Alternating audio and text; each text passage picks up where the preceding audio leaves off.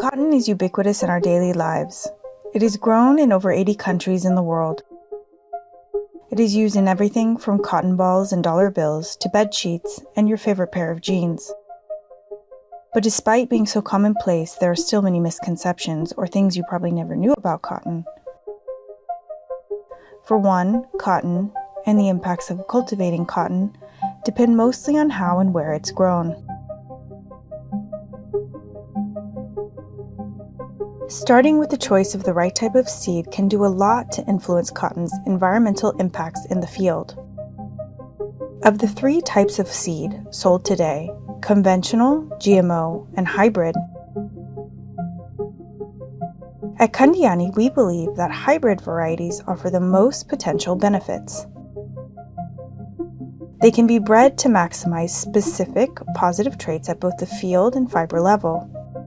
And they do not require genetic modifications, which means they can be grown in organic and non-organic agricultural systems alike.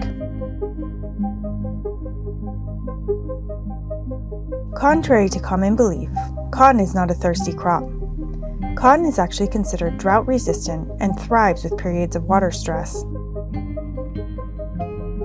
According to an analysis done by Cotton Inc., cotton consumes around only 3% of all water used in agriculture globally.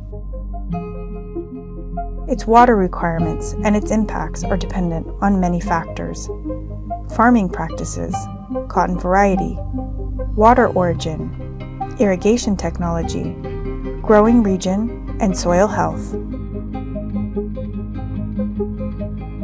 All determine how much water is used, and more importantly, whether or not water is wasted.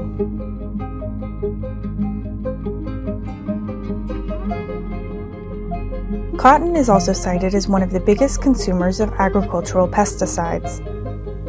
But the figures often referenced are outdated and provide only a snapshot of reality. There are many nuanced and regional differences regarding pesticide application, even though their overall use has been at a steady decline since it peaked in the 1980s. Every input represents a cost, and farmers naturally try to minimize their production costs. Progressive farmers now use techniques to encourage beneficial insects that can fend off damaging pests to avoid the cost of spraying. It is also important to remember that not all pesticides are created equal, and not all pesticides are actually bad.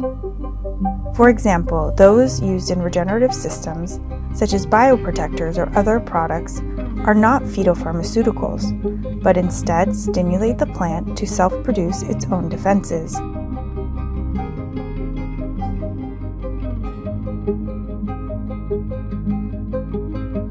But overall, there is still much room for improvement. In 2021, almost 69% of cotton was cultivated using industrial agricultural methods. The problem with this is that we know growing crops in this way is bad for the planet, and it's bad for us. Industrial agriculture is responsible for biodiversity loss and deforestation. It kills our vitally important pollinators like bees and butterflies, and it destroys our soils and pollutes our waterways.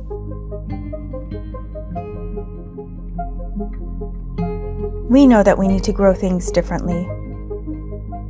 We know that we need to grow things in a way that works with nature and not against it.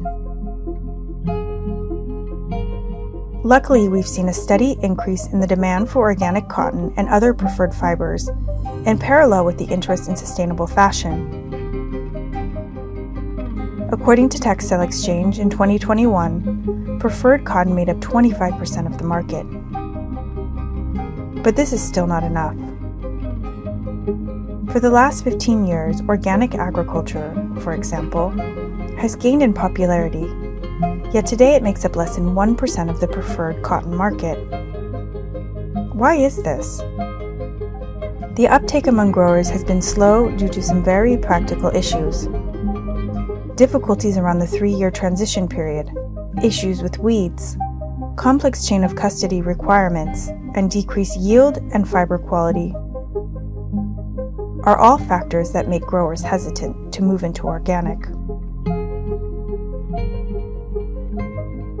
So despite the many environmental and social benefits of organic cotton, Candiani believes regeneratively grown cotton will surpass organic in overall adoption at the farm gate and in terms of consumer demand.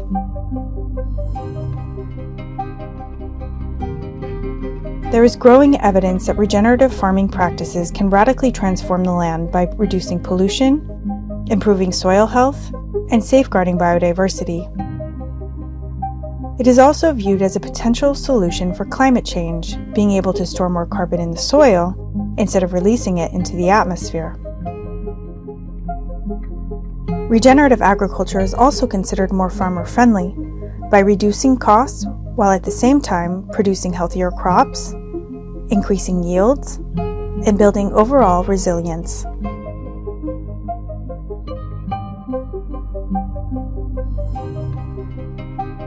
Some growers may be nervous to try something new, but as more and more run test plots using regenerative practices, or when they see their neighbors adopting them and then reporting better results, it will be hard to ignore. We need to make sure that growers are supported in this transition and that they are provided the resources and information they need. Perfection can't be the enemy of good. We should all encourage positive movement along the regenerative continuum. We will reach a tipping point. It's just a matter of time.